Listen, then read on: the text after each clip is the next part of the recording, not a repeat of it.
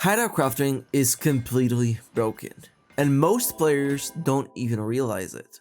Now today, I'm going to be showing you exactly how you can do this and why it's insanely profitable.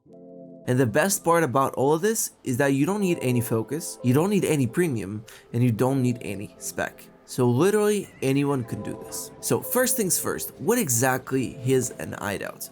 Well, it's pretty simple. It's basically a headquarters or a safe zone that guilds place in the Black Zones, or Roads of Avalon. Here, they can put chests, they can put crates, they can put houses, and most importantly, they could put shops.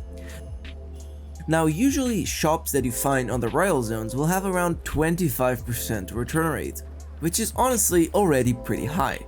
But the thing is, when these hideouts are powered and they are in good zones or high quality zones near their inner ring, these hideouts can get up to 56% return rate, which, as you can imagine, it's insane compared to the things that you normally find in the royal cities. And that's exactly what we're gonna be looking for. Here, in my case, my guild has a Q5 or quality 5 zone with pretty much maximum power, and that means I have 43.5% return rate on any of the items who have a bonus, meaning that we can very likely make a lot of money.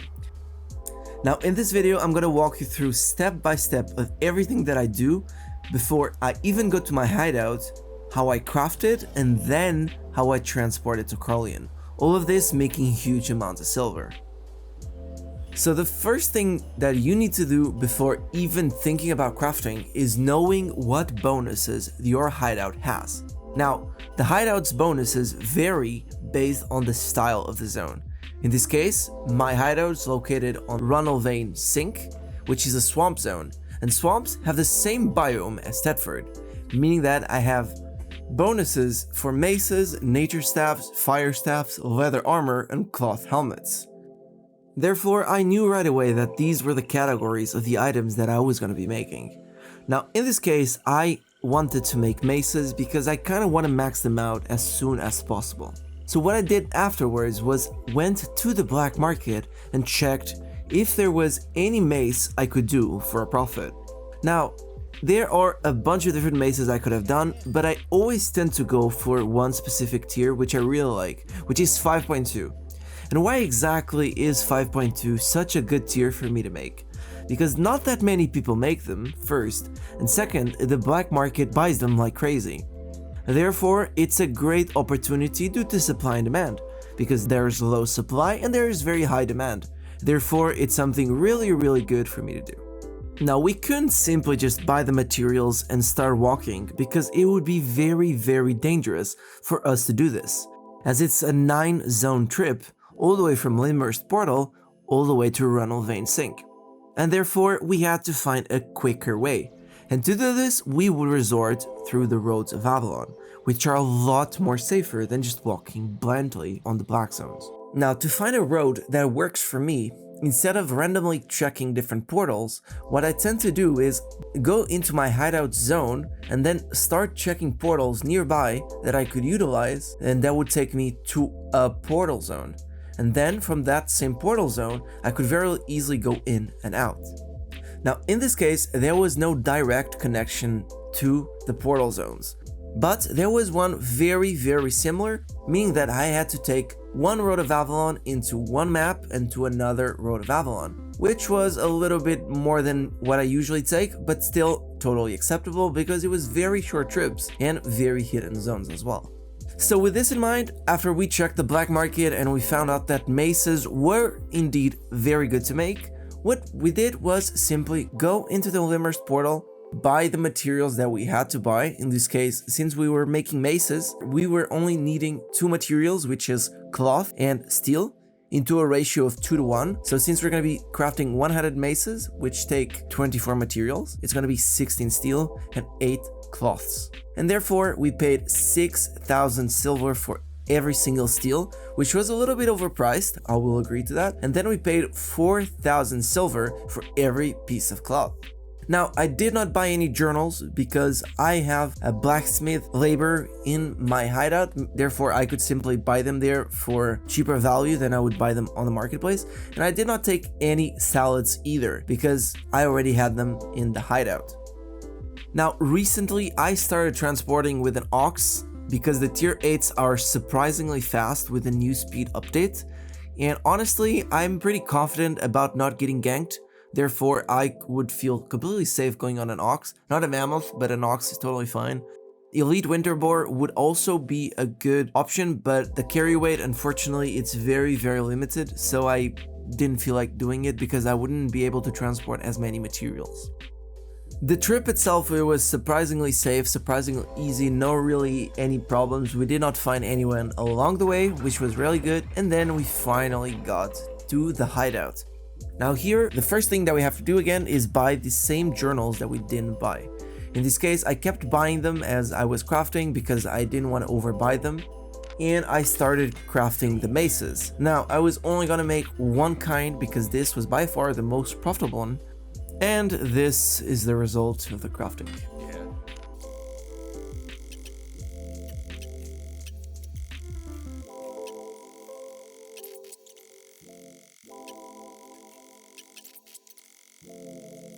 Now, after every single mace is crafted, we ran into the issue number 1, which is classic Nendys, which is we overbought on the cloth. Now, since I didn't want to use the trip again to transport the cloth back, I decided to make a good use out of it. Now, in this case, since it's again a swamp zone, I knew that we had a bonus for cloth cows. And therefore, I could very likely do something with this cloth to make me even more money. And to do this and to figure out what I decided to do was very quickly teleport into Albion and quickly go into the black market and check if there was any cows that I could make for a quick profit. Very quickly I realized that I could make 2 of them, the mage cow and the scholar cow.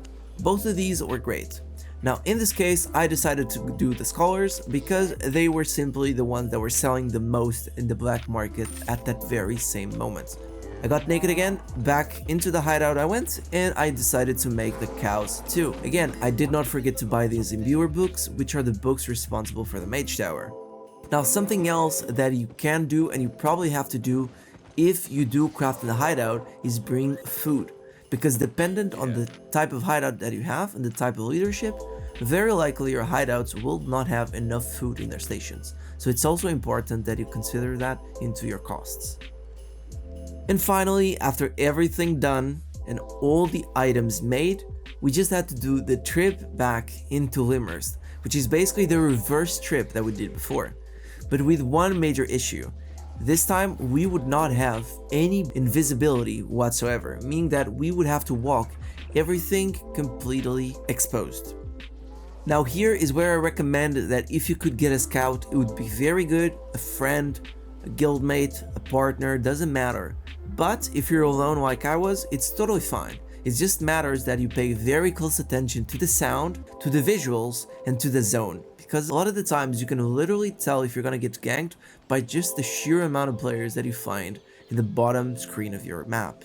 In this case, I was completely fine, so I just went back at it completely alone, and as soon as I noticed, we were already back into the Limmerst portal.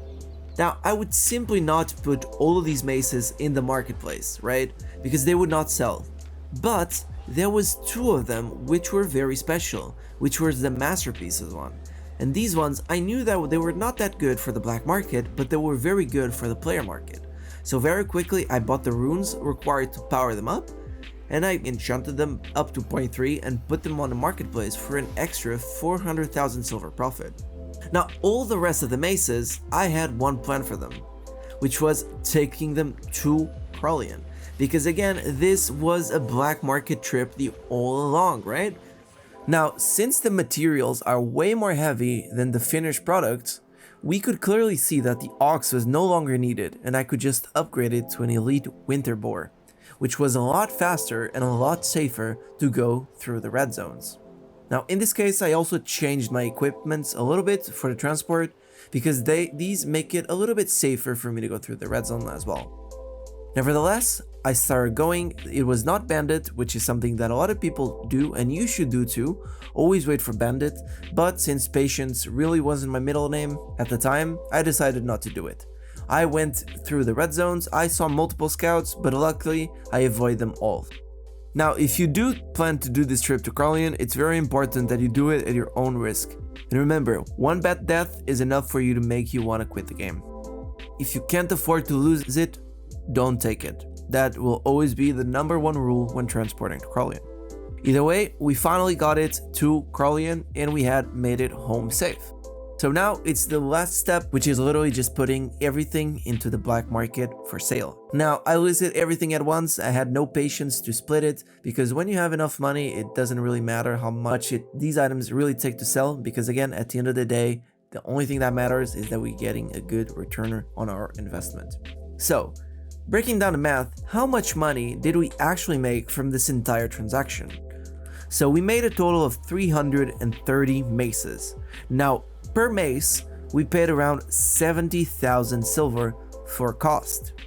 That means that was 80,000 silver raw profit for each mace. Since we made 330, that means it was 26 million silver in profit. Now, as for the cows, we made 184 of them, and each cow costed around 18,000 silver to make. That means that was a raw profit per unit at 22,000 silver. Since it was 184 of them, that means it was 4 million silver total profit. So for a little bit over 40-minute crafting session, we made 30 million silver, which literally means that we made our premium in literally 1 hour. And the best part, we didn't really invest that much, and it was a great return on our investment.